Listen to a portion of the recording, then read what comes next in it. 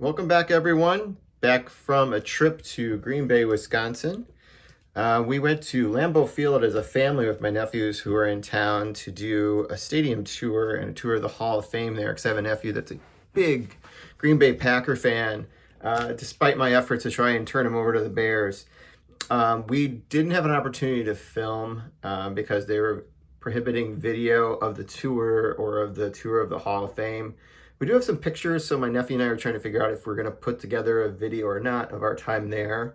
But while I was there, we did see that there was a card shop that was maybe just a couple blocks away from the stadium. So my nephews, who were kind of really into trying to find like Pokemon cards at the moment, wanted to be able to kind of look at that, and also a comic book shop that was right next door to it. So we went there after the tour yesterday, and I was able to pick up a few things. So I wanted to just kind of take a brief moment to kind of show off some of the things I picked up. First of all, the card shop was called Coins and Cards, or Cards and Coins. I can't remember. And like I said, it's just like maybe like 3 blocks from the stadium. It's walking distance. Lambeau Field was quite the experience. Highly recommend it for any big football fan or any fan of American sports. They just did a wonderful job capturing the team history throughout every design element of the stadium during these upgrades that they've done over the course of the last like 15 years. Very jealous of it as actually a Chicago Bears fan. I wish the city of Chicago could do something like that with the Chicago Bears, because obviously we have a lot of history too. But our stadium just pales in comparison when you kind of walk into the hallowed field of Lambeau.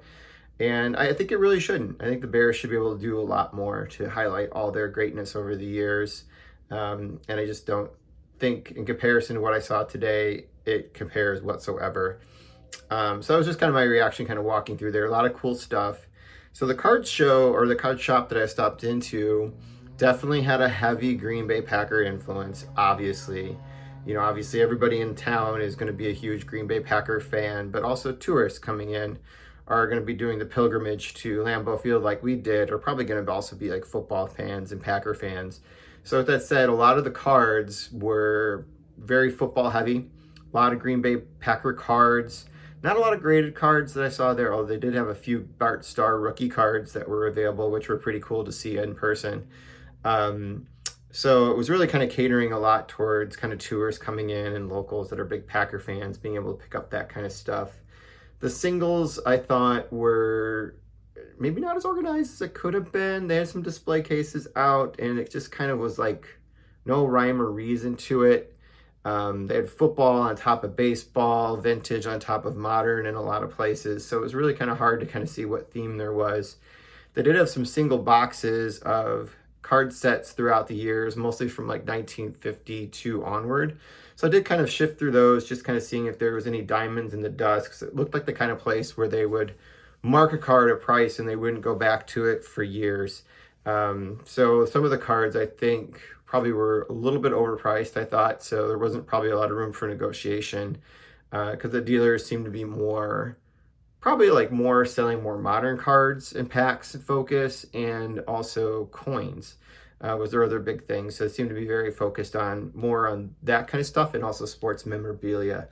So I think they probably didn't go back and look at a lot of the card prices and kind of see what's a fair market value for something that's a raw card versus something that is graded. And that's where it has some good stuff that probably would make more sense, probably send it in to get graded to get top value for it. So it was the kind of card shop where you kind of walk in there and you're not quite sure if you may or may not be able to find something that you kind of want, even though they have a lot of things. But because of some of the things I just mentioned, you kind of are tempted to maybe kind of walk out for a minute, because it's going to take a lot of work to be able to kind of find some things that are of value. In one display case, I did find, I'm going to start with stuff that's more modern, going back to vintage. So I got 3 vintage cards and then one more modern card. In one box, they did have some autographs and some memorabilia cards mixed in with like singles from the 1990s and stuff like that. Within it, I found actually this Luis Aparicio from Topps Heritage from 2005 for a game used back card, which I think is pretty cool. So I just picked his autograph up a couple weeks ago. So now I have his autograph, a game used back card, and I do have his rookie card, which I actually haven't put out on the show yet. At some point I will in the future.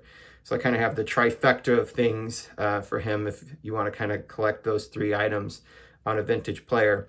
Got it at a pretty reasonable price on that one, so I thought it was fair, priced pretty well. Probably something that had been in there for years and didn't move. I was pretty happy with it. Then they did have a display case with some more like cards from the 50s. There was only like a few that were like more high valued cards. But I did pick up this one. I thought that was a pretty good value. It was a 1955 Bob Feller. You'll find that there's kind of a Cleveland theme with some things I'm going to be picking up. So I got Bullet Bob there. I have one other Bob Feller card, which is also a 1953 Bowman card. The 1955 set, I know a lot of people love it, a lot of people hate it. I think you can't be somewhere in the middle, I think, on this set because of its design.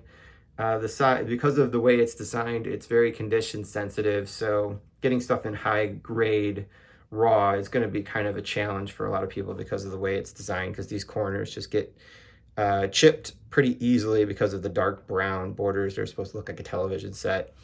In fact, in mine, this little corner here, you can see right up on the camera, somehow like it lost some paper. There's a paper loss on it. And that's really the only thing that kind of really detracted probably from like a higher grade. I think it probably because of that, it probably would only grade out as a 1. So it may or may not be worth grading at this point, because the 1s are not selling for much more than I paid for it if I added grading into. But a pretty cool card. Yeah, I'm pretty happy with getting a Bob Feller. Like I said, it's my second one so far.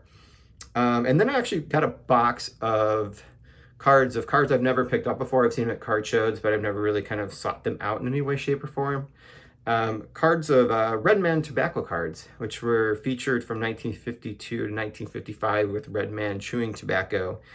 The idea with them was to kind of attract the dads of baseball fans, of young baseball fans, and you give them the cards and they would buy the chewing tobacco. So kind of like get a card for your son. So buy our brand, you can get something to give your kid. So the sets are pretty colorful actually, and it's kind of a cheaper alternative in some ways than getting the Bowman and Topps cards. So I picked up two Cleveland pitchers. The box had cards I thought that were reasonably priced, and there was 2 Hall of Famers in there, and I had to pick those up. So I'll start first with the 1952, which was the first year they did, and that's the Early Wynn, 300-game winner who also pitched for the White Sox towards the end of his career. What makes this card a little more valuable than a lot of the ones you'll see is because it has the tab on here. The tab, I think people do a great job on YouTube kind of describing these cards as you punch it up, but essentially you would cut these tabs out and then you would turn them back into Redman tobacco, and they would send you like some free promotional items like a baseball cap or something like that, which was kind of a cool way of getting a baseball cap at that time because they weren't so readily available at stores and things like that with your team logo on it. So really happy with this Earl Wynn. It doesn't really show so much of on the camera, but there is a little bend in here, a little crease in the card right along his face. So it's kind of hard to see on the camera here, but that's what kind of detract a little bit from the value. On the back, they kind of talk a little bit about getting cards and how they were kind of selected. They were actually selected by J.G. Taylor Spink of the Sporting News, I believe, was the one that actually selected the players for the 1952 design. And there's 25 players in the initial set. Big names throughout the Redman tobacco, the ones you probably want to be on the lookout for the 4 years they did it, are Willie Mays, and then 2 years had Stan Musial, another year had a Ted Williams. Those are probably the bigger names that have it. Other than that, most of the players are pretty affordable. And you can pick them up either graded or raw at pretty reasonable prices. Again, the ones with the tabs still intact are going to have a little bit more value. And the other one I got was from the 1954 design. As you can see, they're pretty similar design from one year to the next. There's some variations where they start maybe putting numbers of the cards at the top, as well as kind of the years at the bottom with the pull tab. And that's kind of the big difference. And this one is going to be a Bob Lemon, another Cleveland pitcher, another Hall of Fame pitcher, and later a manager in the 70s. So, Bob Lemon didn't win 300 games, but he was a Hall of Fame pitcher along with Early Wynn and also Bob Feller here in the corner. Like I said, there's very much a Cleveland theme here. So I was pretty happy picking up both of these cards. In all, I think I got all this for $50, I thought, which I thought was pretty good price for all these raw cards. These I got for actually $8 each.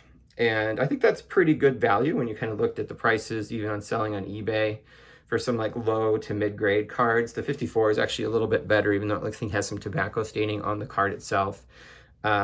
So I think it was a pretty good steal. I think kind of getting those at those price, I think they're probably maybe about $10 cheaper than probably would kind of sell for eBay and most auctions and buy it now opportunities for ungraded copies of these cards.